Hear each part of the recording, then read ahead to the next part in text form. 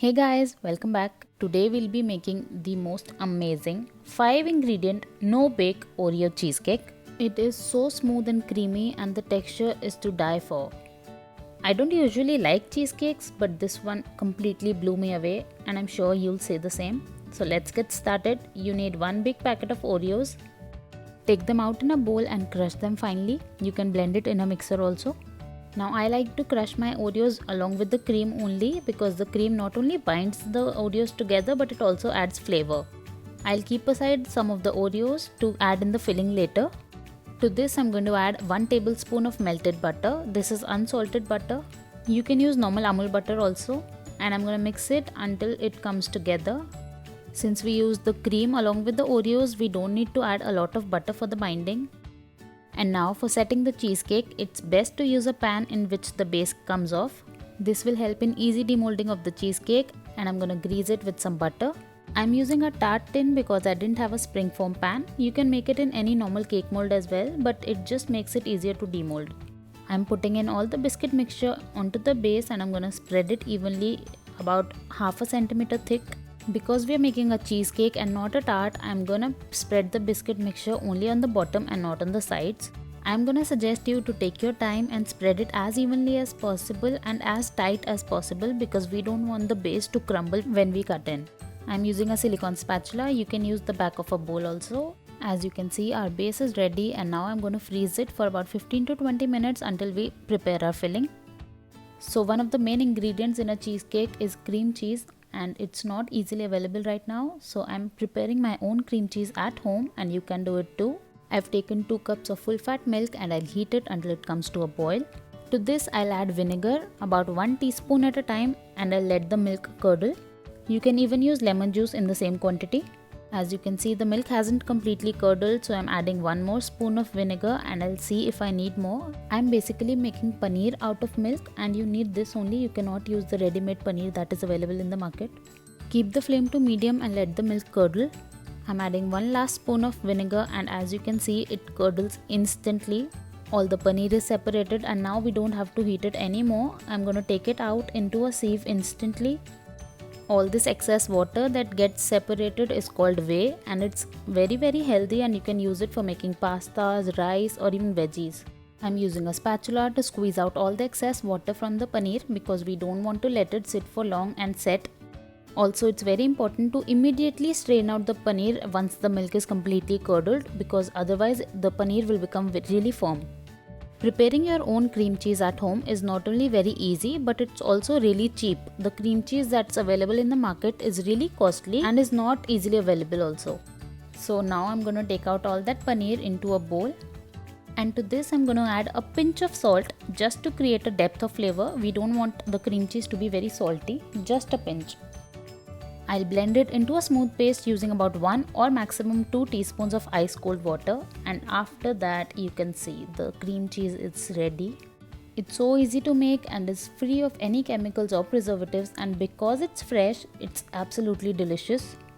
It's so smooth and creamy and the texture is just what you need for a cheesecake. Let me just show you how smooth it is. Just make sure you don't add a lot of water while blending it. You only need about 1 or 2 teaspoons, that's it. So now that our cream cheese is ready, we're going to prepare the base for the filling, and for that I'm using half cup of whipping cream. This is non-dairy sweetened cream, so I'm not gonna add any sugar. If you're using dairy cream, you can add some sugar to adjust accordingly. Now I'm gonna whip it using an electric mixer until it's triple in volume. You need to start at low speed, and once the cream is slightly thick, you can increase the speed up to high and whip it. Make sure that you get heavy cream for this. This is not fresh cream. You cannot use Amul fresh cream for this. You need the Amul whipping cream that comes in a red colored packet. That is unsweetened, so you will need to add about 1 or 2 teaspoons of sugar according to your taste. As you can see, the cream has whipped up and the patterns have started to appear. So I'm gonna stop and check for peaks. You don't want very soft peaks and neither do you want very stiff peaks. You want somewhere in between. To this I'm adding our homemade cream cheese. You need to add all of it because you need a prominent flavor. Also add about a teaspoon of good quality vanilla essence and mix it well until the mixture is nice and smooth. You can whip the cream by hand, but it's a lot of effort, so I always prefer to use a hand mixer. This recipe will be enough for a 5 or 6 inch round tin. You can make different types of cheesecakes from this filling. The base remains the same. You can just add the toppings according to your choice. Our filling is almost ready. Now we just need to add in our crushed Oreos. Remember the ones we saved at first? I'm gonna add in and mix it all in. I like to keep the Oreos fine because cheesecakes are supposed to be smooth and creamy, but if you want a little texture, you can leave some bits of Oreos bigger than the rest. I'm carefully folding in the Oreos because I don't want the cream to deflate. Also, I haven't added any extra sugar because the cream is already sweetened and we've also added crushed Oreos. If you want, you can add some sugar to the cream cheese before adding it to the cream. Although I would suggest not doing so because it tastes perfect right now. So now our base is chilled and I'm going to pour in all that beautifully smooth cream cheese filling inside. Because my tin does not have a lot of height, I was left with about 2 tablespoons of extra filling, which I ate like that only because it was so delicious. Anyway, if you're using a springform pan or a cake tin, they have a little height and the recipe will be perfect for 5 or 6 inch rounds. Now I'm gonna spread it evenly and add more if required because I think it needs a little more.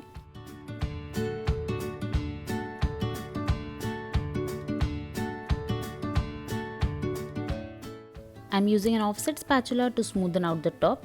You can skip this part if you don't want to take pictures, but if you try this recipe, please take pictures and send it to me on Facebook and Instagram. And now, after a lot of patience, I finally managed to smoothen out the top. Our cheesecake is ready, but you cannot eat it just yet. I'm placing it in a cake tin and I'm going to cover it with cling wrap so that when we chill it in the fridge overnight, it doesn't get dry because of the air in the fridge and also doesn't absorb any unwanted fragrances. I know it's hard, but you'll have to wait for about 8 hours or preferably overnight for the cheesecake to come out easily. The cheesecake is set and now I'm going to place it over an upside down glass. This will support the base and will help me pull down the sides easily. Now you have to be very patient with this. Please don't hurry, otherwise all your efforts will go into vain. Apply even pressure and don't try to push it off at once because mine's a tart tin. It was a little difficult to take it out. If you're using a springform pan, it'll be super easy. Thankfully, it did come off and that too almost perfectly. So once the sides are off, you need to take off the base. And for that you need to push in a knife to loosen it out because we greased it with butter and it gets stuck to the bottom of the pan. But make sure you put it straight and not at an angle because otherwise the crust will just crumble and fall off. Very carefully move the knife along the sides to loosen it out and it will just come off easily.